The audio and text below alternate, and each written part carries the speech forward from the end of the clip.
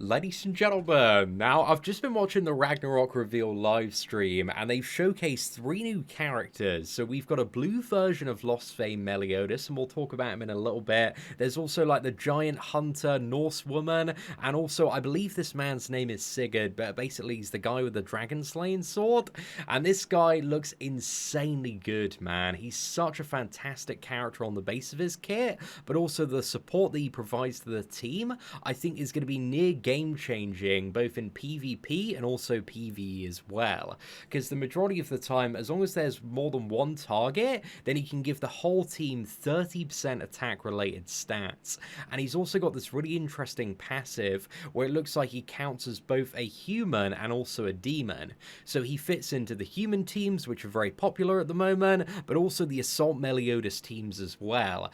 And because he gives such a strong attack-related stats buff, and it's actually a buff as well, he's actually very, very strong support for AM melee, both in PvE and also PvP as well. So initially on paper, man, this character is looking way too good. So to give you a rundown on how he functions, so he's got this AoE/extort card, so it hits all of the opponents, and it's also going to place a debuff on each one of them, extorting a percentage of attack and defense. And this is 10% on the bronze, up to 25% on the gold, but also when you start your next turn as well, then him and his entire team gain a 10% attack-related stats buff for every opponent that's extorted. So if you've got 3 opponents in PvP, they're all extorted, then this is a 30% attack-related stats buff for your entire team, which is delivered over 3 separate attack buffs. So basically, it's 3 additional buffs for Amplify cards, and that is his second card, which is a single target Amplify card. So this is going to scale up those Amplify cards like crazy, and certain characters, again, like Assault Mode Meliodas, and also Rem from the ReZero collab, I think are going to have insane benefits, not only in PvP, but also PvE as well. So yeah, I expect this guy just to be crazy support for all of those teams, but also I'm very interested to see exactly how he does function. But again, he's got that Amplify card himself to hit very hard. And the ultimate move on this lad is a Flood single target card, so it deals additional damage much like the one Escanor based on the amount of health that he has currently. So yeah, there's a really nice multiplier if he's like fully topped up, especially with the attack buffs and extorting additional attack off the opponent there. But overall, when it comes to PvP, is this the best ultimate in the world? It's only single target, so it doesn't hit everybody, which is a little bit unfortunate. But now we're going to move on to the PvP showcase to show you guys how this guy functions on an Assault Mode Meliodas team. Because as I mentioned earlier, this character is really weird in the fact that he's a human character, but also his passive allows him to fit into demon teams as well and count as a demon. So this allows AM melee to still trigger his passive ability, which again is the big thing when you're playing AM melee, because you know there's so much additional damage from debuffing the opponent, and also so many additional stats from getting the buffs himself on top of that. Again, also to the best of my understanding, he is a human character at the base, so he still works on like the Arthur, Purgatory, Barn teams, and I think for those teams as well could still be a really, really good character. Even though Barn doesn't scale up with additional attack, like the additional crit chance, crit damage, again, having 30% of that, I think it's going to be really, really good for Purgatory Barn, and also like the character himself is still like a big damage threat on top of that. So yeah, overall, he's looking like really, really nice here. However, with this team, maybe there's a little bit of vulnerability to Assault Mode Meliodas first turn if Escanor did get some super lucky draw there. But you can see Meliodas is still gaining his stacks. He's still debuffing the entire team as well. And now that it's the end of the opponent's turn, the attack buffs have just been given out. So AM melee, he's got like 3 stacks of his passive man, plus 3 additional attack buffs on top of that. So each one is giving 10% attack related stats. So you can see like it's very easy to get into these full attack buffs here. So I also think for stuff like Derriere crit strategies, again, if there are multiple targets, dude, this is a way to give like massive additional crit chance and also crit damage to Derriere. So this is why I see this guy being such a potential game changer, not only in PvP content potentially, but also PvE as well. And if on Derriere teams and Gotha teams, he still counts as a human character, again, this is going to be very powerful if if you have like Gotha's passive, his passive, Helbram's passive, or Helbram's attack-related stats buff, should I say, sorry, then that is a crazy additional crit chance for Derriere there. So yeah, it could be really, really big, or could not function exactly the way that I think. Again, I haven't had a chance to play this character. My mind's just running a little bit crazy with the potential of what all these additional buffs could do in both like PvP and also PvE content. But yeah, he seems like a really good addition to certain setups in the AML team. Again, I'm not really too sure like if Zeldris is the best additional option here, or if there's like a better character like Droll or like Chandler to have in that slot as well.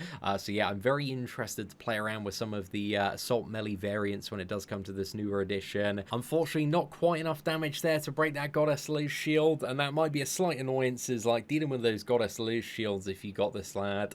But I guess as well, if you're running like an AM Melee team, you just need to use like the Rupture card to remove it, and then you can apply your, Extort to get the attack and also get the attack buffs as well. Thinking about this guy realistically, I just have a feeling that he's going to end up on Purgatory Barn teams, because Purgatory Barn is just like ridiculously broken, but I'm also not too sure whether or not he's going to be a better option in comparison to the red version of Easton, because this guy gives like a lot more damage potentially to those Purgatory Barn teams, not only in terms of like the additional crit chance, probably making Barn like almost guaranteed to crit on every single slash, and also hit a fair bit harder as well, but also on top of that, being like a very big single target threat himself, because he's going to have like all of these buffs to just like smash into the opponent, and also be like really annoying to kill if you've got like Arthur's passive, which is further going to increase his damage, and also Twiggo on the back line. Yeah, I'm very interested to see if he changes the meta much, or if he's a character that's like quickly forgotten about.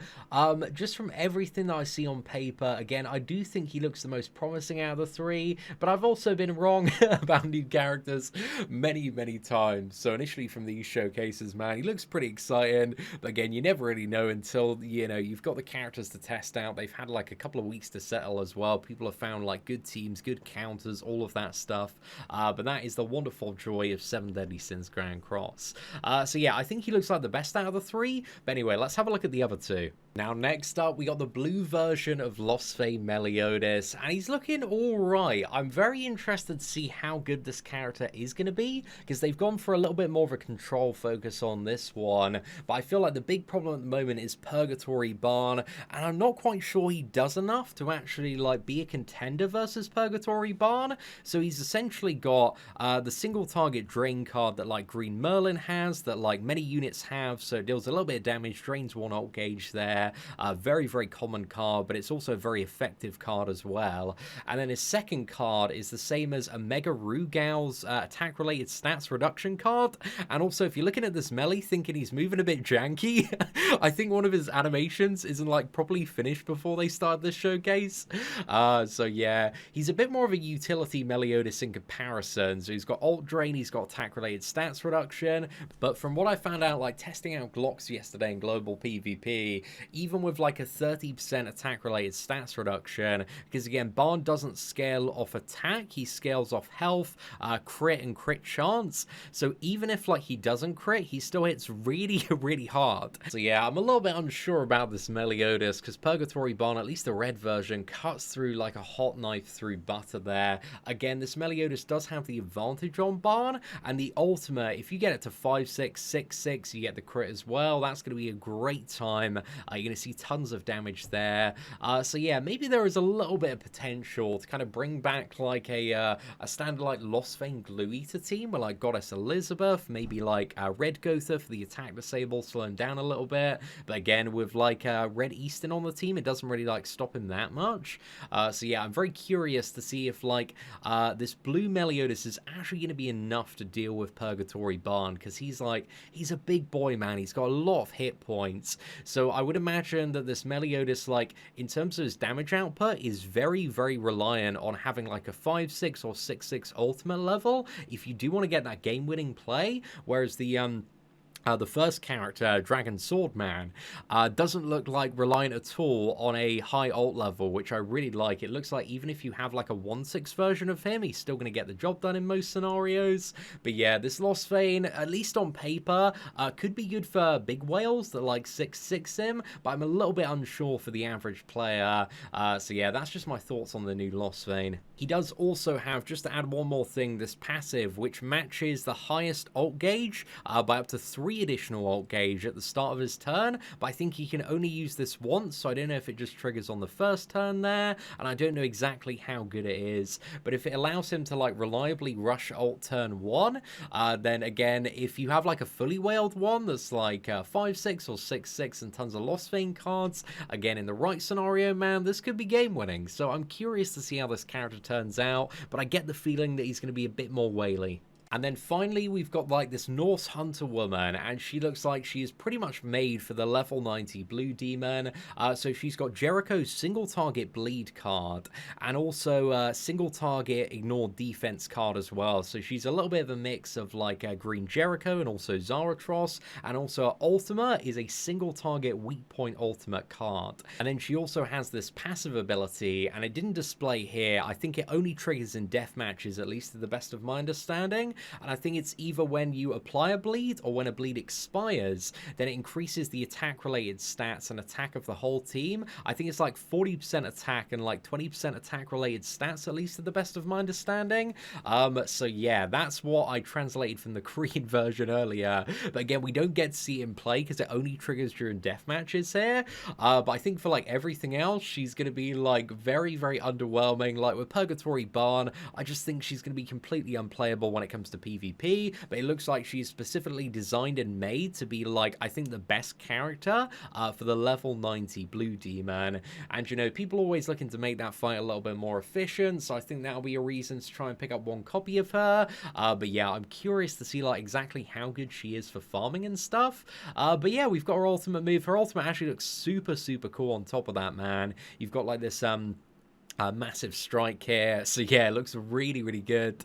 So yeah, for PvE stuff, she might be pretty good, but again, she doesn't look like anything special for PvP or anything really outside of death matches. But if her passive works really well for death matches, again, she could be one of the best deathmatch characters out there. So at least at first glance, all 3 of the new characters are looking good. I think there's some really interesting potential for different modes of gameplay, but I think the only one that's going to see big play outside of like massive whale territory is the Dragon Swordman.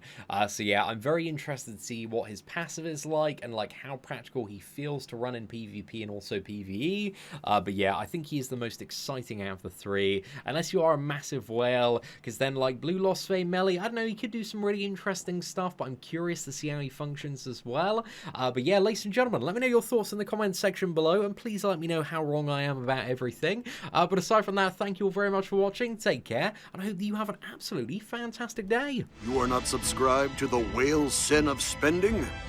Who decided that? Subscribe now, or enjoy the bitter taste of regret.